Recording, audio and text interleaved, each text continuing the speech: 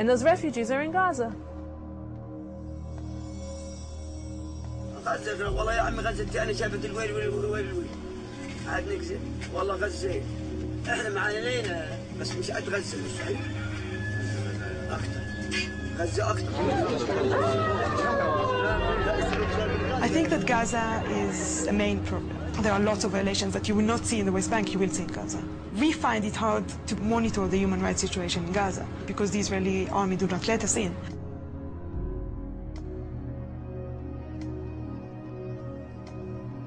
Palestinians in Gaza had been under Israeli military control for over 38 years, where 1.3 million Palestinians were crowded together to make room for 8,000 Israeli settlers.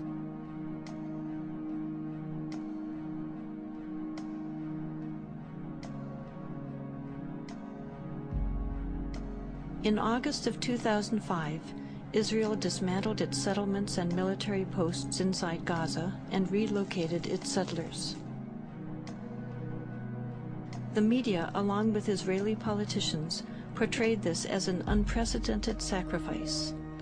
In reality, it was simply a matter of Israel finally complying with international law.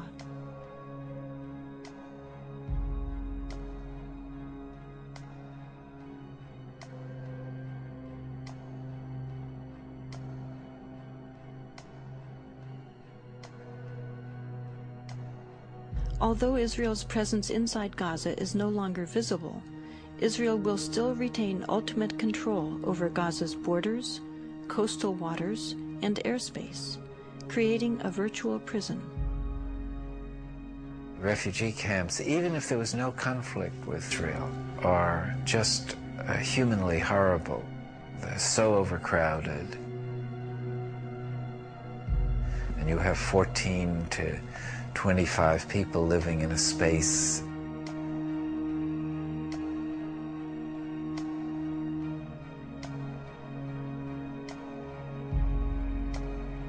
There's no place for children to be there. No streets, there are little alleys, no trees, nothing.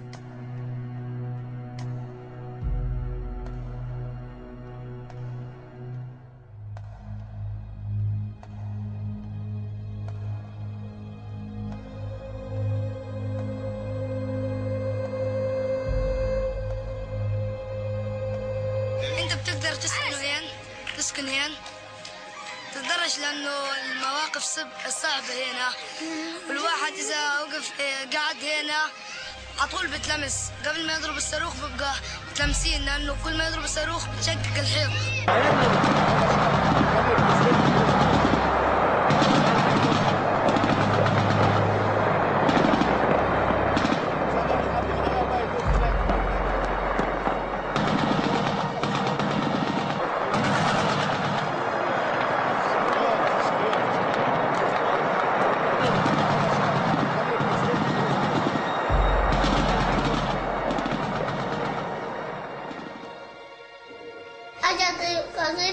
من فوق دخلت على الشباك بعدين كسرت كل الشبابيك والدار انحرقت.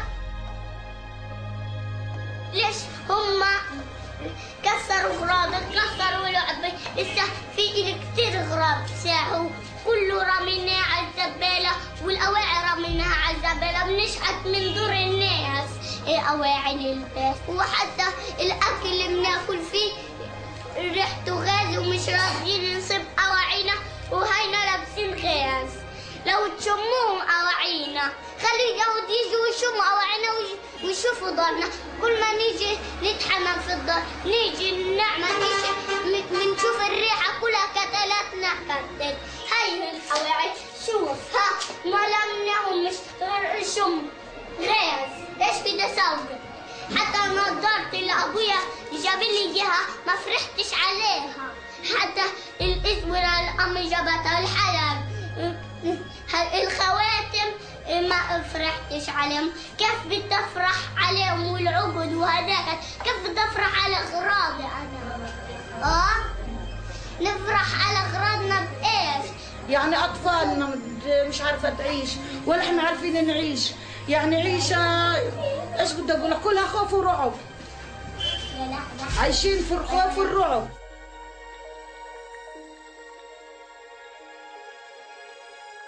أنا بروح المدرسة كل يوم بسمع الطخ، أنا بخاف من الطخ حتى يصير راجف راجف لما أشوفه.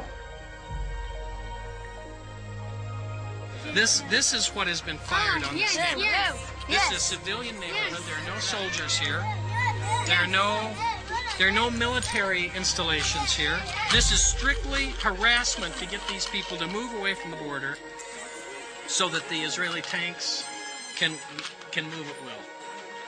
They want these people cleansed from this area. It's that simple. And it's a way to get people to be humiliated and destitute again. In Gaza, you can see also the extent of house demolitions, much more extensive than in the West Bank. Whole neighborhoods have been demolished. Hundreds of people do not have any houses anymore because they are next to settlements or next to the border, which is, of course, a clear violation of humanitarian law. People have no chance to get their personal items out. They have no chance to call for help.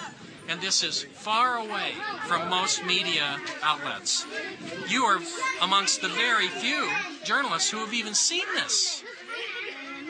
European or American journalists who have even been here because people are afraid to come or it's too hard to come. And one of the things we were told in Gaza by very respected Palestinian psychologist who had just completed a study of 1,000 Palestinian children was that they had discovered that many of these Palestinian children no longer had a will to live, that they were so dehumanized and so affected by seeing their fathers particularly beaten by Israeli defense forces, that the psychological condition is one of the dimensions of the conflict that is not widely understood.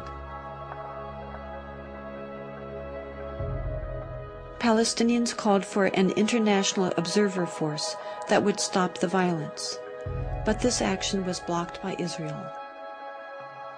Finally, a group of Palestinian and Israeli human rights activists together created the International Solidarity Movement, which has brought people from around the world of all ages and backgrounds to provide a nonviolent international presence to try to fill this need.